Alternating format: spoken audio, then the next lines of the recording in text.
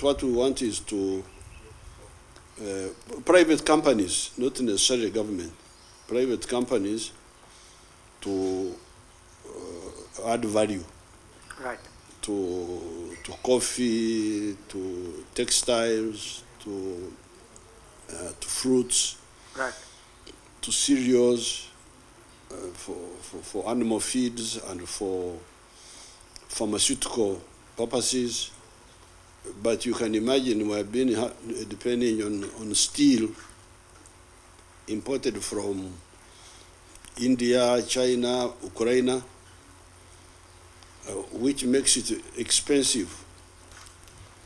We have got a number of steel mills which recycle scrap. Mm-hmm. But recycled scrap is not as good as integrated steel mill. Yes. From the very good iron ore which we have here. Correct. But now we finally have managed to get somebody.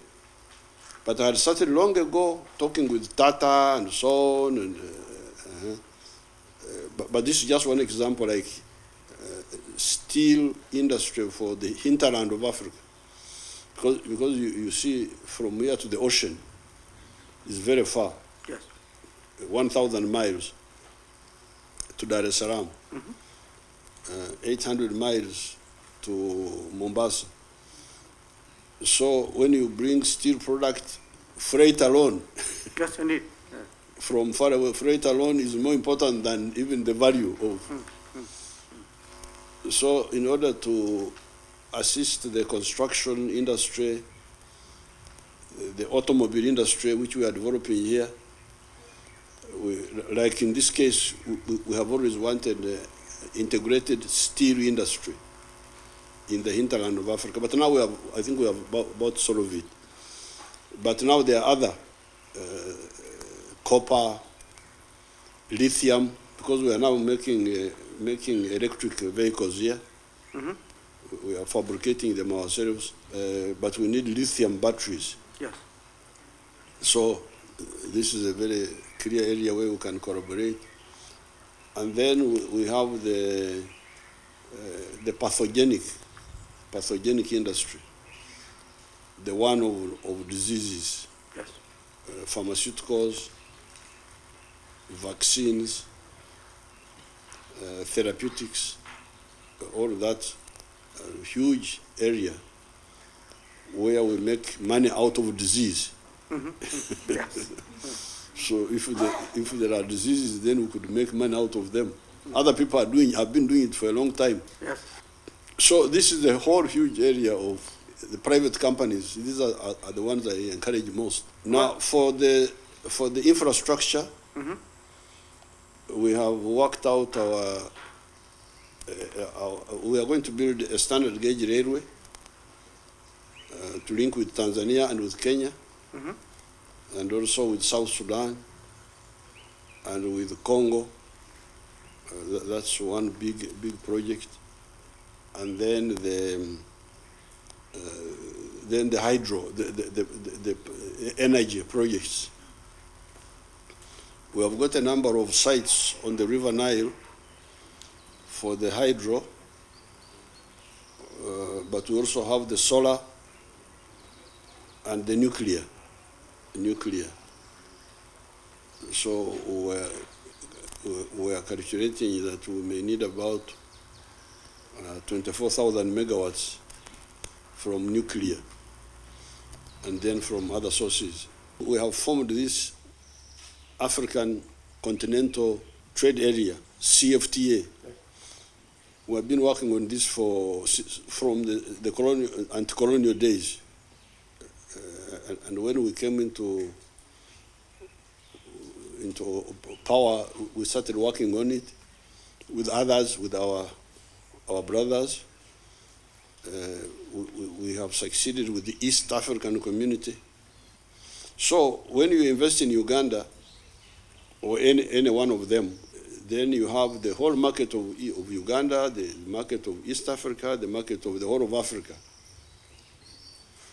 We have now overtaken India in population because although Africa is 12 times bigger than India, until recently, India has been having a bigger population than Africa. But now we have overtaken you, and in the next 30 years, these children here will be 2.5 billion. I think I may still be around. I will be part of the 2.5 billion.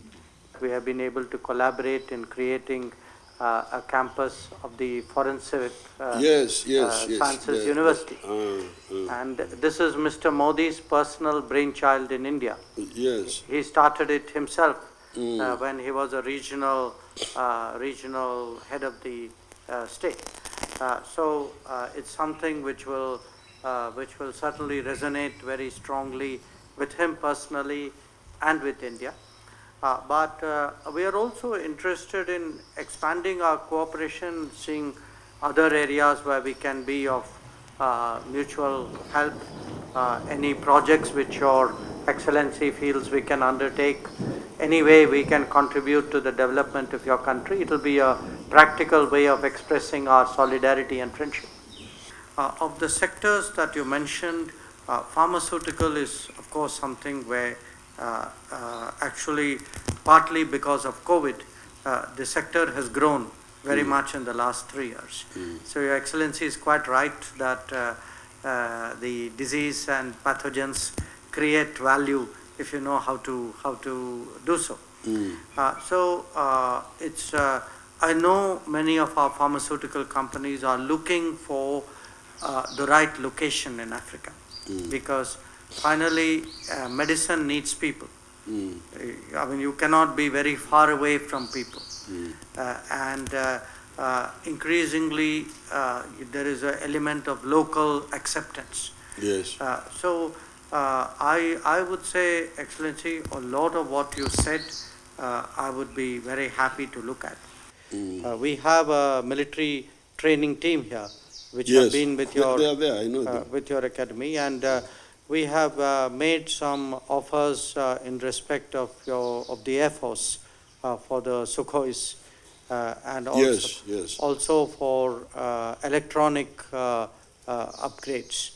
But we are becoming now quite a significant exporter of military equipment, especially, Excellency, you would find in many areas we'd be very cost competitive. Our equipment is very used for tough conditions because we operate in very tough conditions. So they are not even the vehicles, the guns. These are meant really for the kind of terrain, ruggedized terrain, which many of us face.